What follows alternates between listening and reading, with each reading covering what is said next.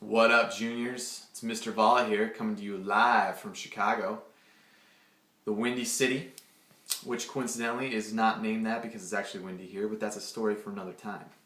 Today, I want to just quickly talk to you about Machiavelli.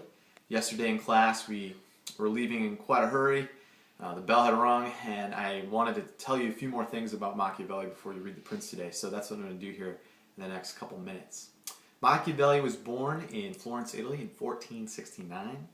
He grew up in a time of incredible chaos, and we talked about that yesterday.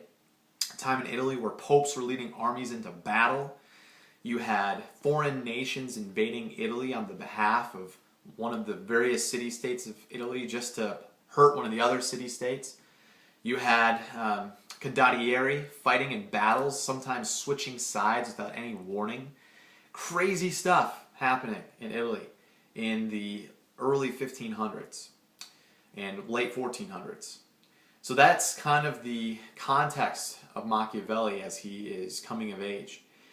Fortunately for him, though, not long after he's born, the Medici family was actually kicked out of Florence and overthrown and replaced by a new republic.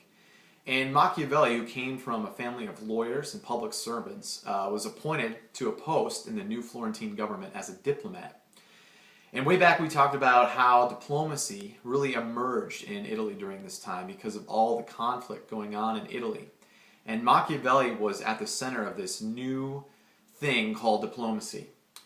And as a diplomat, Machiavelli interacted quite a bit with Pope Alexander VI and his nephew, Caesar Borgia, who we talked about yesterday. And as a diplomat, he spent a lot of time interacting with him, as well as the King of France, some other really important people in Italy as well. And Machiavelli learned a lot about how those different people ran their various countries. Also, Machiavelli was put in charge of the Republican Army of Florence, where he would use citizens instead of condottieri to fight in battles, which was a really good decision because condottieri, they're mercenaries. You never know what they're going to do in battle. They might, change sides. Who knows? So using citizens was a big plus. Unfortunately, for Machiavelli, the militia that he was put in charge of was not enough to defeat Pope Julius II, who put the Medici family back in power in Florence. And unfortunately for Machiavelli, he was hated by the Medici family, and so the Medici family, when they were put back in power, arrested him, tried him for treason, tortured him for 3 weeks by hanging him from his wrists and dislocating his shoulders. A lot of fun. He was, though, let go. They couldn't convict him of the crime, and so they let him go.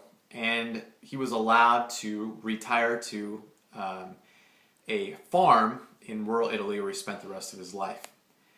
Now, before you read The Prince today, I want you to keep in mind, Machiavelli has been interpreted two ways in The Prince. One group of people says The Prince is Machiavelli literally telling his reader about how a prince really should run a government.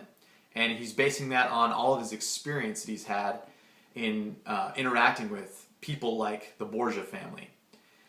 The other group of people says that the prince is actually a political satire, and he's making fun of the people that he's interacted with, these horrible people who've done horrible things as rulers in Italy. And he's actually trying to show people that this is not something that you should do. So, two very different interpretations of how to read The Prince. So today, as you read The Prince, I want you to be thinking about those two different interpretations and which one you think is the correct one, as well as the other discussion questions that you're supposed to do. And we'll talk about that on Monday. Peace out.